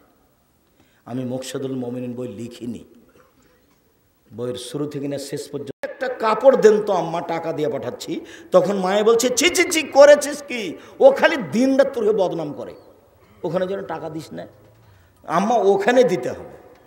চাঁপাই নবাবগঞ্জে বলে, শত্রুকে বড় পিঠে বসতে দিতে হয়। শত্রুকে বড় পিঠে বসতে দিতে হয়। আম্মা আপনি ওকে দেন তো কাপড়টা, যতই খারাপ লাগুক। ও হলো মিসকিন।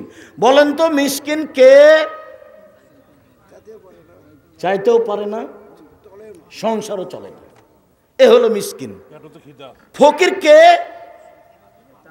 যে হাত পেতে বেড়ায়, সে হলো ফকির। দুটো শব্দ কোরআন মাজিদে আছে। আল্লাহ রাসূল বলছেন, মিসকিনকে তোমরা খেতে দাও।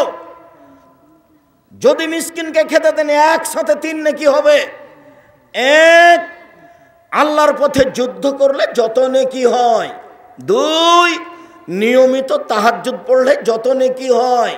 3, নিয়মিত নফল রোজা থাকলে যত নেকি হয়। 3টা মিলে যত নেকি হয়, ফকির মিসকিনকে খেতে দিলে তত নেকি হয়। বুখারী মুসলিমের হাদিস। রাসূল সাল্লাল্লাহু আলাইহি সাল্লামকে জিজ্ঞাসা করা হলো, আইউল ইসলামে খায়র, আল্লাহ নবী মানুষের জীবনে সবচেয়ে ভালো কাজ কি? মানুষ তো অনেক কাজ করে, সালাত আদায় করে, সিয়াম পালন করে, তো মানুষের জীবনে সবচেয়ে ভালো কাজ কি? তখন আল্লাহ রাসূল বললেন, তুতিমুত তাওমা তাকরাউস সালাম আলা মান আরাফতা ওয়া মান লাম তারিফ। তুমি যাকে চিনো তাকেও খেতে দিবা, তুমি দুস্থ গরিব ফকির মিসকিনকে খেতে দিবা, এটাই হলো তোমার জীবনের সবচেয়ে ভালো কাজ। দুস্থ গরিব ফকির মিসকিনকে খেতে দিবা, এটাই হলো তোমার জীবনের সবচেয়ে ভালো কাজ।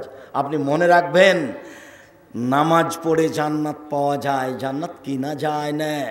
হজ করে জান্নাত পাওয়া যায়, জান্নাত কিনা যায় না।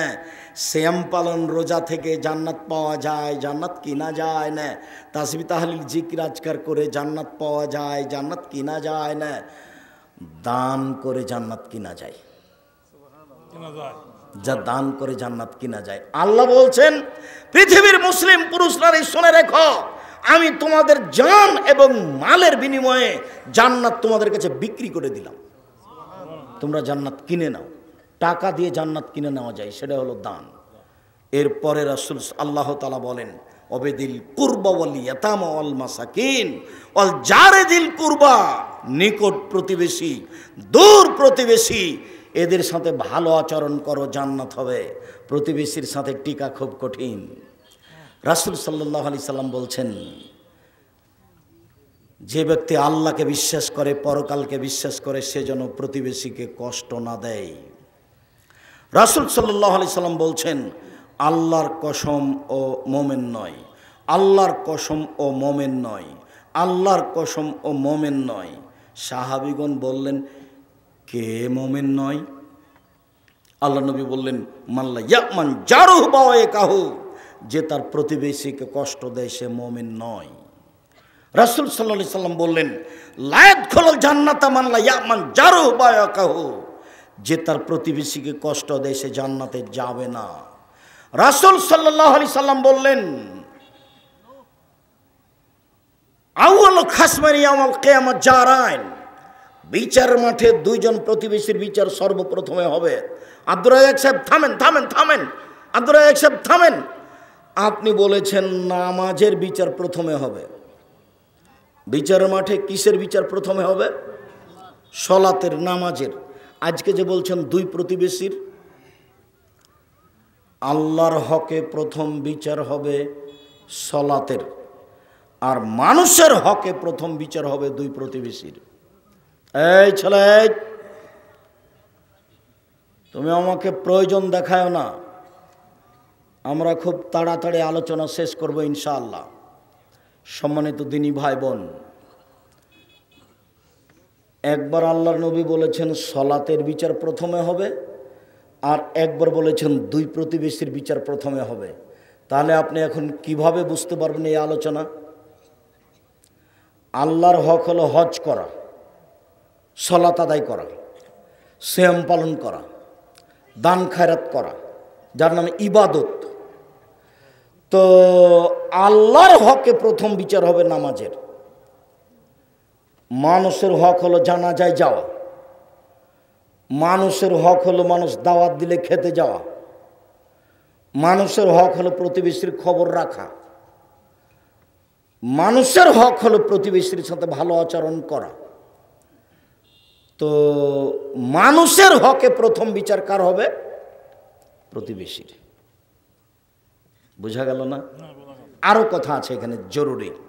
রাসূল সাল্লাল্লাহু আলাইহি ওয়াসাল্লাম বলছেন, আর বললি সাদা, চারটা জিনিস আছে যার সুখময় জীবন তার, চারটা জিনিস আছে যার সুখময় জীবন তার, চারটা জিনিস আছে যার সুখময় জীবন তার। এক, আলমারাতু সলেহা, ভালো স্ত্রী। দুই, আল জারু সলেহ, ভালো প্রতিবেশী। তিন, আল মারকাবুল হানি, একটা ভালো গাড়ি, চাকা নষ্ট হয় না। চার, আল বাইতুল ওয়াসে, প্রশস্ত ঘর। অন্তত মেহমান যে ঘরে বসবে সেই ঘরকে প্রশস্ত হতে হবে। চারটে জিনিস। দেখি আপনি সিরিয়াল বলতে পারেন কিনা। মানুষের সুখময় জীবনের জন্য কয়টা জিনিস লাগে? চারটে। এক,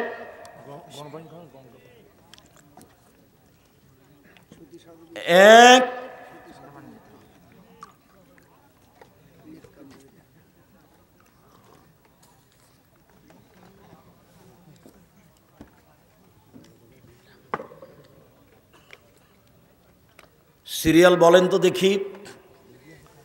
ভালো স্ত্রী। দুই, ভালো প্রতিবেশী। তিন, একটা ভালো গাড়ি। চার, প্রশস্ত ঘর, প্রশস্ত বাড়ি। ছোট্ট করে ঘর করে বাড়ি বানাবেন না। খাট ধরলে আলমারি ধরে না, আলমারি ধরলে সলাতের জায়গা থাকে না। ঘরখানে আলমারি থাকতে হবে, খাট থাকতে হবে, সলাতের জায়গা থাকতে হবে অন্তত। আল্লাহ নবী এই কথা বলছেন। এইটাই চারটাকে আবার পাল্টে ধরেছেন। কষ্টময় জীবনের চারটা জিনিস নেই যার, কষ্টময় জীবন তার, দুঃখময় জীবন তার, চারটা জিনিস নেই যার। এক, আসু আল মারা, খারাপ স্ত্রী। দুই, আল জারুসু, খারাপ প্রতিবেশী। তিন, আসু ও আলহানি মার্কাব, একটা খারাপ গাড়ি, বারবার চাকা নষ্ট হয়ে যায়। চার, আল বাইতু দাইয়িক, সংকীর্ণ ঘর। রাসূলের মুখের ভাষা এগুলি, এগুলি রাসূলের মুখের ভাষা। তার মুখের বলা শব্দগুলো আপনাকে আমি দেখাচ্ছি। একজন সাহাবী এসে বলছেন, আল্লাহর নবী, আমি যে ভালো মানুষ সেটা আমি কি দিয়ে বুঝবো? আমি যে ভালো মানুষ এটা আমি কি দিয়ে বুঝবো? দেখেন তো উত্তর কি দিচ্ছেন। আল্লাহ নবী বলছেন, শোনো, এই যে সামাইতা মিন জিরানিকা ইয়াকুলু আনতা হাসানতা ফাকাদ হাসানতা, ওই যে সামাইতু মিনহু আসাতা ফাকাদ আসাতা। তোমার প্রতিবেশী যখন বলবে তুমি ভালো তখন তুমি ভালো, তোমার প্রতিবেশী যখন বলবে তুমি খারাপ তখন তুমি খারাপ। আব্দুর রাজ্জাক সাহেব, আমরা যে একবার বেকায়দায় পড়ে গেলাম, তাহলে একদিনও যে ভালো হ্যাঁ কাটে না। হ্যাঁ কঠিন, তো আসলেই কঠিন। পরের হাদিস বলছে, আপনি দেখেন, তাহাজ্জুদ পড়ে বিনিময় জাহান্নাম হবে। তাহাজ্জুদ পড়ে প্রতিবেশীর কারণে। প্রত্যেকটা হাদিস গ্রন্থে প্রতিবেশীর একটা বিশাল আলোচনা আছে, লম্বা আলোচনা প্রত্যেকটা হাদিস গ্রন্থে। কোরআন মাজিদে কয়েকবার উল্লেখ করা হয়েছে। উপদেশ বইটা পড়ে দেখেন, উপদেশ বই একটা হেডলাইন আছে, এতিম ও প্রতিবেশী। হেডলাইনের নাম কি? এতিম ও প্রতিবেশী। দেখেন আপনি, রাসূল সাল্লাল্লাহু আলাইহি সাল্লামকে বলা হলো, আল্লাহর নবী, আমি যে ভালো মানুষ সেটা আমি কি দিয়ে বুঝবো? তখন আল্লাহ রসুল বললেন, তোমার প্রতিবেশী যখন বলবে তুমি ভালো তখন তুমি ভালো, যখন তোমার প্রতিবেশী বলবে খারাপ তখন তুমি খারাপ। তাহলে দেখি আবার আব্দুর রাজ্জাক সাহেবকে জিজ্ঞাসা করে দেখি। তো চলেন কালকে আমি যেখানে থাকি সেখানে দেখা যাক ফলাফল কি হয়। যদিও আমি সমাজের সাথে তেমন জড়িত নই, তবে প্রতিষ্ঠান করতে গিয়ে, জমি জায়গা কিনতে গিয়ে প্রতিষ্ঠানের সাথে আমি জড়িত বলে মানুষে বলছে, যদিও আমি সরাসরি কথা বলি না কোথাও।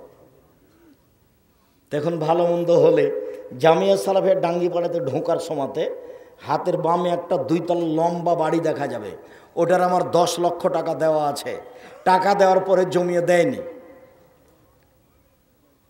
তারপর ওর নিজে জোর করে বাড়ি করেছে। জুমার খুতবাতে আমার বলা আছে, ঢোকার সময় তো দেখবেন 2 তলা লম্বা, এটার আমার 10 লক্ষ টাকা দেওয়া আছে কেনার জন্য। সেটা রেজিস্ট্রিও দেয়নি, সেটা এখনও আছে। কেউ যদি বলে যে আব্দুর রাজ্জাক সাহেব আমাদের সাথে গন্ডগোল করছে, বলতেও পারে। যদি তোমার প্রতিবেশী বলে ভালো তাহলে তুমি ভালো, যদি তোমার প্রতিবেশী বলে খারাপ তাহলে তুমি খারাপ। আব্দুর রাজ্জাক সাহেব একজনের কথাই কি ফাইনাল? হ্যাঁ, তা নয়, আল্লাহ আলাম, উনি তো মানুষের অন্তর্যামী, বিচার তো তার উপরেই হবে। আপনি ভালো আচরণ করতে থাকেন তো প্রতিবেশী আপনাকে এক সময় ভালো বলবে ইনশাআল্লাহ। আবু হুরায়রা রাদিয়াল্লাহু তাআলা আনহু বলেন, রাসূল সাল্লাল্লাহু আলাইহি সাল্লামের সামনে বলা হলো, তুজকারু ফুলানাতুল লিকাসরাতি সালাতিহা সিয়ামিহা সাদাকাতিহা গায়রা নাহা তুজি জিরানেহা। আল্লাহ রাসূল, অমুক মহিলার কথা বলা হচ্ছে, ও বেশি বেশি তাহাজ্জুদ পড়ে, বেশি বেশি নফল সিয়াম রোজা থাকে, বেশি বেশি দান খায়রাত করে, তবে প্রতিবেশীকে কষ্ট দেয়। আল্লাহ রাসূল বলেন, হেয়া ফিন্নার, ও জাহান্নামে যাবে। হাদিস তিরমিজি সহিহ। আবার দেখেন, ওর কাজ 3টে, প্রত্যেকটাই জান্নাত পাওয়ার সমান। 1, রাতে তাহাজ্জুদ, এটা বিশাল ব্যাপার। 2, নিয়মিত রোজা, বৃহস্পতিবার সোমবার, প্রতি মাসে 3টে, জান্নাতে যাবে। 3, দুস্থ গরিব ফকির মিসকিনকে খেতে দেয়, এটা তো আরো উপরে চলে গেছে। যাতে জান্নাত কিনা যায়, যাতে জান্নাত কিনা যায়। এখন 4 নম্বর বাক্যে বলা হচ্ছে, ও প্রতিবেশীর সাথে খারাপ আচরণ করে। তখন আল্লাহ রাসূল উত্তরে বলেন, হিয়া ফিন্নার, ও জাহান্নামে যাবে। কি হলো তাহলে? প্রতিবেশীর ব্যাপারে খুব সাবধান। প্রতিবেশী বাড়িতে এসে শুনছেন যে প্রতিবেশীর ছাগলে আপনার সিম গাছ কেটে দিয়েছে, সিম ধরে ধরে ফুল এসেছে। এখন আপনি রাত্রে আসতে আপনার স্ত্রী যে কত কি বলল, এমন কি বলল যে আমি ওর ছাগলের কথা বলতে গিয়ে ও আমাকে দরজায় মারতে আসে। তখন আপনি তো বগুড়ার মানুষ, টাকা পয়সাও ভালো আছে, একেবারে উত্তরবঙ্গের কেন্দ্রীয় প্রবেশদ্বারে আছেন আপনারা, ঢাকার সাথে সরাসরি যোগাযোগ, টাকা পয়সা ভালো। এখন আপনি বলছেন, এই কে রে, চল তো ওর নামে মামলা দেয়, ওকে জেলে ঢোকে আগে। এইটা কি করবেন? না, আগে তার বাসায় গিয়ে বলবেন, ভাইজান আপনার ছাগলে আমার সিম গাছ খাওয়াই, আমার মনে হচ্ছে আমার স্ত্রী আপনাকে কিছু বলেছে, আপনি মাপ করেন, আমি মাপ চাইতে এসেছি। পারবেন বলতে? মনটা তো চাচ্ছে যে ওকে মারবো, তারপরে কিছু করবো। আমারই গাছ খেয়েছে আর আমি ক্ষমা চাইতে যাব? রাসূল সাল্লাল্লাহু আলাইহি সাল্লাম বলেন, লাইসাল মুকালাবাল লাইসা বিতাওয়াসুল, পরস্পরে ভালোবাসা দেখাতে হবে, তার নাম ভালোবাসা নয়। এই যা কতিয়াত ওসালাহু, প্রতিবেশী যত ভালোবাসা কেটে দিবে তত গড়াতে হবে, তার নাম ভালোবাসা। লাইসাল ওয়াসিলু বিল মুকাফি, ও আমার সাথে ভালোবাসা গড়াচ্ছে তাই আমি গড়াবো, তার নাম ভালোবাসা নয়, তার নাম আত্মীয়তা নয়।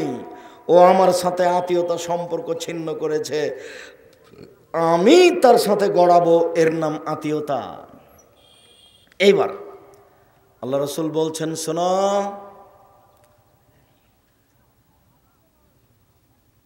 আল ওয়াসালো আত্মীয়তা আয়ার রহমানো মিন্নি, সদাচরণ আত্মীয়তা ভালো আচরণ আমার থেকে নির্গত হয়েছে, মানে ওর নাম রহমান।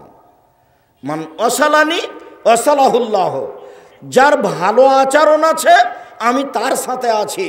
অমান কাতানি কাতাহুল্লাহ, আমার যার সাথে আত্মীয়তা নেই আল্লাহর, তার সাথে যার প্রতিবেশীর সাথে ভালো আত্মীয়তা নেই, সম্পর্ক নেই, আমি আল্লাহ তার সাথে আত্মীয়তা ভালো সম্পর্ক নেই। তাহাজ্জুদ পড়লেও নয়, হজ করলেও নয়।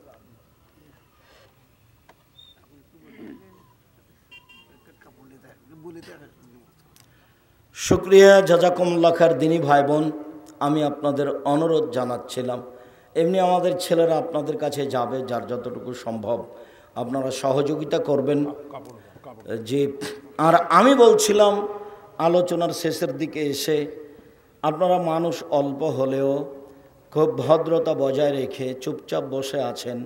যদিও আপনাদের দেখলে আমি একটু কষ্টবোধ মনে করি, যে মনে হয় আমি 15-20 বছরের মধ্যে এরকম পরিবেশে কথা বলেছি কি না আমার মনে পড়ে না। এরপরেও আমি বলছি যে আপনারা একটা মাদ্রাসা খুলেছেন, ভালোবাসা নিয়ে এসেছেন, খারাপ লাগলেও এর সাথেই থাকতে হবে, অল্প দিন কষ্ট হলেও এর সাথে থাকতে হবে, ফলাফল ভালো হবে ইনশাআল্লাহ।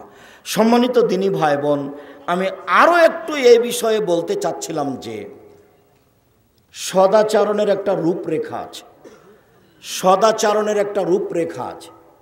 সদাচরণটা আল্লাহর আরশ ধরে এইভাবে ঝুলন্ত আছে। সদাচরণটা আল্লাহর আরশ এভাবে ধরে বলে, মান অসালানি অসালাহুল্লাহ, যে আমাকে নিবে আল্লাহ তাকে নিবে। অমান কাতানি কাতাহুল্লাহ, যে আমাকে ছেড়ে দিবে আল্লাহ তাকে ছেড়ে দিবে। প্রতিবেশীর সাথে যার সদাচরণ আছে তার আল্লাহ আছে, প্রতিবেশীর সাথে যার সদাচরণ নেই তার আল্লাহ নেই। রাসূল সাল্লাল্লাহু আলাইহি ওয়াসাল্লাম বললেন, সবচেয়ে ভালো মানুষ সেই যে প্রতিবেশীর কাছে ভালো, সবচেয়ে খারাপ মানুষ সেই যে প্রতিবেশীর কাছে খারাপ। আয়েশা রাদিয়াল্লাহু তাআলা আনহা বলেন, যখনই জিবরাইল আসেন তখনই আমাকে বলেন প্রতিবেশীর সাথে ভালো আচরণ করেন। যখনই জিবরাইল আসেন তখনই আমাকে বলেন প্রতিবেশীর সাথে ভালো আচরণ করেন। বলতে বলতে এমন মনে হলো যে জিবরাইল কখন আমাকে বলবেন যে প্রতিবেশীকে জমির অংশ দিতে হবে। ভাবে মনে হচ্ছে প্রতিবেশীকে জমির ভাগ দিতে হবে, এমন পর্যায়ে চলে গেলেন জিবরাইল। সম্মানিত দিনী ভাই বোন, আমরা আপনাদেরকে এই এই মহিলা মাদ্রাসার কি নামটা, খাদিজা রাদিয়াল্লাহু তাআলা মহিলা মাদ্রাসা ও ইয়াতিমখানার উদ্যোগে এই সম্মেলন, আমি আপনাদেরকে এই খাদিজা মহিলা মাদ্রাসার জন্য আন্তরিকভাবে দোয়া করার ব্যাপারে অনুরোধ জানাচ্ছি। সাথে সাথে 22-23 ডিসেম্বর জামিয়া সালাফিয়া ডাঙ্গিপাড়ায় সালাফি কনফারেন্স, এখানে সবাই মিলে প্রস্তুতি নিয়ে যাওয়ার জন্য অনুরোধ জানাচ্ছি। বাসও যাবে এখান থেকে আমি শুনছি। আপনারা রাসেল বা আরও যারা আছে, আর ওই বই পুস্তক আছে, উপদেশ বই আছে, দোয়ার বই আছে, সব বইগুলি স্টেজে আছে, নিয়ে যাওয়ার চেষ্টা করবেন। আমি আপনাদের করি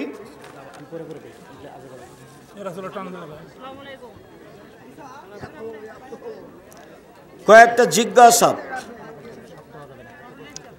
আমাদের এলাকায় মসজিদ অথবা মাদ্রাসার সুধী সমাবেশের আয়োজন করে, এলাকার সব ধরনের ব্যক্তিদের দাওয়াত করা হয়। 500 থেকে 1000 জন, উদ্দেশ্য মসজিদ মাদ্রাসার উন্নয়নের জন্য দান আদায় করা। উল্লেখোক্ত অনুষ্ঠানের যাবতীয় খরচ দানকৃত টাকা থেকে পরিশোধ করার পর অবশিষ্ট টাকা মসজিদ মাদ্রাসার তহবিল দেওয়া হয়। তহবিলে দেওয়া হয়, যারা খরচ করেছে ওরা তো ধনী মানুষ, আর এটা তো ভিক্ষা করো 10-এর পয়সা, এটি কি সবাই খেতে পারবে? এটা তো সবার জন্য খাওয়া হারাম, শুধু এতিম পারবে। তো যারা এখানে খেয়ে গেল তারা কি এতিম? তারা কি অসহায় মানুষ ভিক্ষা করে খায়? কমিটির সুধীর এই টাকা খাওয়া জায়েজ নয়।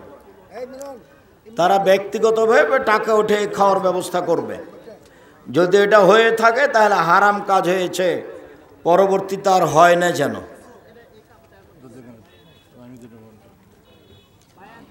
জেরা মসজিদ কাকে বলে? জেরা মসজিদে জুমার সালাত হবে কি? জেরার মসজিদ কি বলা হয়? যেটা আর একটার ক্ষতি করার জন্য তৈরি করা হয়, হিংসা করে বিরোধিতা করে তৈরি করা হয়। আপোষে এক পাড়ায় এক গ্রামে একাধিক মসজিদ থাকতে পারে, গন্ডগোল করে বিরোধিতা করে মারামারি করে একটা মসজিদের পাশে আর একটা মসজিদ তৈরি করলে তাকে জেরার মসজিদ বলে। ওই মসজিদে সলাত হবে না, ওই মসজিদে দান করা যাবে না, ওই মসজিদ ভেঙে ফেলতে হবে। মসজিদ কারো ব্যক্তিগত জিনিস নয়, মসজিদ হচ্ছে আল্লাহর ঘর, আল্লাহকে সন্তুষ্ট করার জন্যই করতে হবে, অন্যথায় বিনিময় জাহান্নাম হবে। সাবধান থাকতে হবে। জেরার মসজিদ বলা হয় সেই মসজিদকে যেই মসজিদ হিংসা বিদ্বেষ মারামারিকে সামনে রেখে গণ্ডগোল করে আগের মসজিদের ক্ষতি করার উদ্দেশ্যে আর একটা মসজিদ তৈরি করে, সেটাই হলো জেরার মসজিদ, যেটা কোরআন মাজিদে উল্লেখ হয়েছে। জেরার মসজিদে সালাত আদায় করা যাবে না, জেরার মসজিদে দান করা যাবে না, জেরার মসজিদ ভেঙে ফেলতে হবে। শিরক করেছি, এখন উপায় কি? বিচারের মাঠে ক্ষমা হবে না, এখন হবে। এখন বলতে হবে আল্লাহ আর কবরের কাছে যাব না, পীরের কাছে যাব না, ভুল হয়েছে মাফ কর, আস্তাগফিরুল্লাহ বলেই সব ক্ষমা হয়ে যাবে। তওবা করতে হবে। চুন খাওয়া কি হারাম? চুন হারাম নয়, জর্দা হারাম। আমি একটি প্রতিষ্ঠানে চাকরি করি, উক্ত প্রতিষ্ঠানে অনেক মেয়ে আছে, আমি তাদের সাথে কথা বলি, তারা আমার সাথে অকারণে কথা বলে, কারণে অকারণে কথা বলে, এতে গুনাহ হবে? অবশ্যই। তুমি ওখানে যাবা কেন? অত অন্তরাল থেকে কথা বলতে হবে। তুমি ওখানে যাবা কেন? ওখানে পড়তে যেতে হবে না, ওখানে প্রাইভেট পড়াতে হবে না। পৃথিবী অনেক বড়, রোজই ওখানে আছে মনে করা ভুল। একজন ইমামকে অধিকাংশ মুসল্লিদের সহি হাদিসের দৃষ্টি থেকে তার উপর অসন্তুষ্ট। যে অধিকাংশ মুসল্লিদের ইচ্ছার বিরুদ্ধে ইমামতি করতে চায়, সেক্ষেত্রে আমাদের করণীয় কি? পারলে বাদ দিয়ে দেন, না হলে ওই ইমামতি করুক, তার নামাজ হবে না, আপনাদের হবে। ও হাদিস সহি হাদিস, বুখারী মুসলিম। মুসল্লি যে লোককে চায় না তার সালাত হবে না, মুসল্লিদের হবে, কিন্তু ইমামের হবে না। এতিমের জন্য টাকা আদায় করে সেই টাকা দিয়ে কি এটা খাবার রান্না করে মানুষকে দাওয়াত দিয়ে খাইয়ে টাকা নেওয়া যাবে কি? জি না, এতিমের পয়সা খুব কঠিন। 7 শ্রেণীর মানুষ জাহান্নামে যাবে। 1, শিরক করে যে। 2, কাতলুন নফস, মানুষকে হত্যা করে যে। 3, আকলুর রিবা, সুদ খায় যে।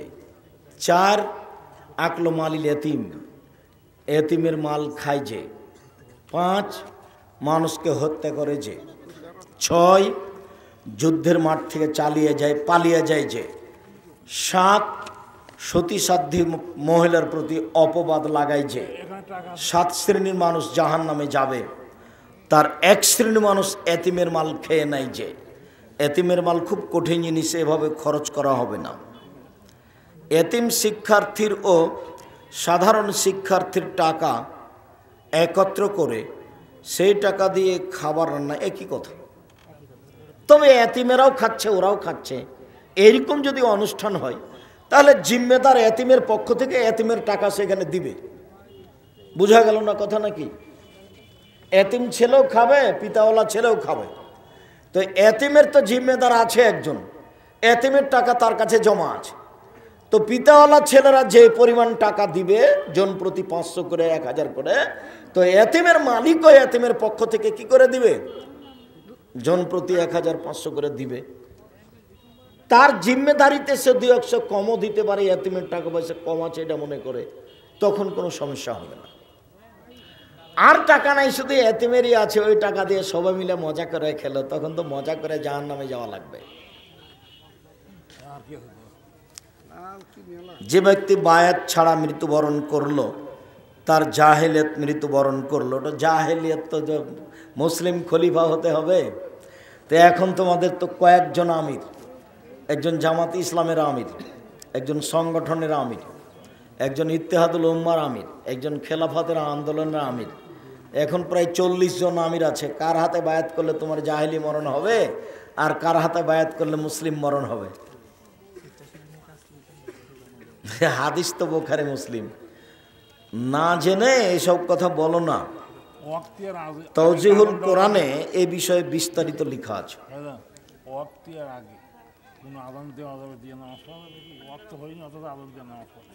ও জিজ্ঞাসা করছেন যে সময়ের আগে আজান দিয়ে সালাত হবে কি? সময়ের আগে আজান দিলে আজান বাতিল হবে, আবার দিতে হবে। সময়ের আগে নামাজ পড়ে নিলে সালাত বাতিল হবে, আবার পড়তে হবে। স্বেচ্ছাসেবী সম্পর্কে কিছু জানতে চাই। স্বেচ্ছাসেবী সম্পর্কে কি জানবেন? আমরা রক্তদানের কাজ করি, করো, ভালো। এখন এতে কোনো স্বার্থ আছে নাকি? না, না, কোনো স্বার্থ নেই। স্বার্থ নাই তো করো, ভালো কাজ। মুক্তিযুদ্ধ নর কিন্তু মুক্তিযুদ্ধ নয়, কিন্তু মিথ্যা কাগজ দিয়ে সরকারি বেতন তুলে খায়, সেইটা কি আর জিজ্ঞাসা করা লাগবে? যারা বড় বড় হারামখোর এরা তার মধ্যে। আরো এসব টাকার কত জব আছে, কিয়ামতের মাঠে মরলে বুঝতে পারবে। আমি এইটা বলিনি, আমি বলেছি বাদশাহ শাহজাহান 22,000 লোক দিয়ে 20 বছর কাজ করে, 20,000 লোক দিয়ে 24 বছর কাজ করে, স্ত্রীর 8 কোটি টাকা, প্রায় 8 কোটি টাকা খরচ করে সেই কালে কবর বানালেন, তার নাম হলো আগ্রার তাজমহল। তো টাকা কি তার বাবার? টাকা দিতে হবে, জবাব দিতে হবে। বিচারে কাঠগড়াতে কারো রেহাই নেই, উমারেরও নেই। আল্লাহ নবী বলেছেন লা তিরমায়ু ফলবি, আমি পৃথিবীতে সবচেয়ে দামি মানুষ, আমার চেয়ে সম্মানী মানুষ আল্লাহ সৃষ্টি করেননি।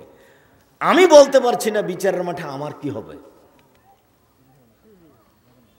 কাজেই খেলোয়াড়কে 5 তালা করে বাড়ি করে দিলেই হবে? খেলোয়াড়ের মাথায় আছে উপরে ছাতা চুল, আর কত কি তার কোনো হিসাব নেই।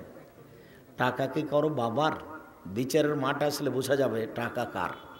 শুক্রিয়া, জাযাকুমুল্লাহ খাইর। শায়েখ, আমার জীবনে অনেক গীবত পরনিন্দা হয়েছে, এখন সবার কাছে ক্ষমা চাওয়া সম্ভব না। এখন তাদের জন্য দান করলে পাপ ক্ষমা হবে কি? কথা তো খুব জটিল। যারা বদনাম করে তারা জালেম, মানুষের মানের হানি করেছে। যারা মানুষকে অপমান করে তারা জালেম, যারা মানুষকে দলীয় দাপটে জেল হাজতে দিয়েছে তারা জালেম, যারা মানুষের জমি জোর করে দখল করেছে তারা জালেম, যারা রিক্সাওয়ালাকে 1 থাপড় দিয়ে বিদে করে দিয়েছে, ভাড়া দেয়নি, তারাও জালেম। এদের বিচার পরে হবে। যারা ওসর জাকাত দেয়নি তারা ফকিরের হক নষ্ট করেছে, এরা জালেম। শুধুমাত্র জালেমের বিচার পরে হবে। ভালো মানুষের বিচারের সময়সীমা 1 ওয়াক্ত ফরজ সালাত আদায়ের সমান। 1 ওয়াক্ত ফরজ সালাত আদায় করতে মোটামুটি কত সময় লাগতে পারে? 5 মিনিট, 7 মিনিট, 10 মিনিট। একটা ভালো মানুষের বিচারের সময়সীমা হলো 7 থেকে 10 মিনিট। কিন্তু জুলুমের কারণে যদি 1 দিন দেরি হয় তাহলে 50,000 বছর, যদি 3 দিন দেরি হয় তাহলে 1.5 লক্ষ বছর। মানুষের বদনাম করা জুলুম, বিচার দেরিতে হবে। জীবন বাজি রেখে চেষ্টা করে কার কার বদনাম করেছো দেখো, হাত ধরে ক্ষমা নাও। যদি সম্ভব না হয় তাহলে তাদের নামে কিছু দান করো, হতে পারে আশা করা যায় তুমি এই পথে শক্ত হয়ে নেমেছে। এই জন্য যার কারণে আমি উপদেশে 4টা কথা রেখেছি। নসিহাত, বক্তব্য শেষে আমি নসিহাত করেছি 4টা। 1, 5 ওয়াক্ত সালাত, যার সাথে আপোষ নেই। আপোষ মানে কাল থেকে পড়বো, আচ্ছা পড়বো 2 দিন পরে পড়বো, এর নাম আপোষ। যার সাথে কোনো আপোষ নেই। 2, হালাল রুজি, টাকা বেশি ইনকাম করবো এই কথাই ঠিক, তবে হালাল রুজি হতে হবে, উসমানের মতো ধনী হতে হবে। 3, কোরআন তেলাওয়াত করতে হবে, অন্তত সূরা ইখলাস। 24 ঘন্টায় একবার কোরআন মাজিদ পড়ে নিজেকে দেখাতে হবে যে আমি কোরআন মাজিদ পড়ি, অন্তত সূরা ইখলাসই হোক। 4, 2 জন যেখানে বসে আছে সেখানে বসবেন না, যার নাম আড্ডা পিটা, যার নাম বদনাম করা, বদনামে জড়িয়ে পড়া, অযথা গল্পে জড়িয়ে পড়া। কোনো দিন যেখানে 2 জন বসে আছে বসবেন না, দোকানপাটে বসবেন না, জরুরি কাজে গেছেন, কথা শেষ চলে আসবেন। 4টা নসিহাত থাকলো। আমার মা পানের সাথে জর্দা খেয়ে অভ্যস্ত। আমি এ বিষয়ে যখন বলি, সে এখন খাওয়া বাদ দিতে চায়, কিন্তু চেষ্টা করে বড় বাদ দিতে পারছে না। চেষ্টা করতে থাক, তোমার আম্মাকে বলতে থাক। আপনি বলেছেন কণ্ঠস্বরে বক্তব্য চলবে না। একটা হুজুর বলেছেন মুহাম্মদ সাল্লাল্লাহু আলাইহি ওয়াসাল্লাম কণ্ঠস্বরে বক্তব্য করেননি। এই কথায় দলিল আছে? দলিল তো রোজই বলছে, তুমি শুনলে না? প্রতিদিন বলি দলিল। জাবের রাদিয়াল্লাহু আনহু বলছেন আল্লাহ রাসূল যখন বক্তব্য দিতেন কণ্ঠ উঁচু হয়ে যেত, চোখ লাল হয়ে যেত, রাগ বেশি হয়ে যেত। তো এর নাম কণ্ঠ। ছা কি যে বলছে, কত সত্য কত মিথ্যে, কোনো হিসাব নাই। কণ্ঠস্বরে বক্তব্য দেওয়া না যায় যে হুজুর ভুল বুঝেছে, হুজুরকে কথা ফেরত নিতে হবে, নিতেই হবে। শেখ আপনি বিরিকুষ্টিয়া আসেন না কেন? ডাকে না এই জন্য। ডাকছে নাকি? কই গো? আসবো ইনশাল্লাহ। কবে আসবো তা তো বলতে পারছি না, দেখি উপরে ফায়সালা কখন। আমি তো আসতে চাচ্ছি, কেন যে সেদিন ফিরে আসে না। প্রথম ইটটা আমার দেওয়া আছে, শেহাবুদ্দিন সুন্নি আগে দিয়েছেন, তারপরে আমি দিয়েছি একদিনই। মৌলানা শেহাবুদ্দিন সুন্নি, গোবিন্দগঞ্জ, গাইবান্ধা, রংপুর। মসজিদ ব্যক্তিগতভাবে নিজের দাবি করলে এবং শরীয়ত বিরোধী প্রভাব ফেললে সেই মসজিদে সালাত আদায় হবে কি? হবে। আপনার হবে, তার হবে না। আর এগুলো প্রভাব বোকামি।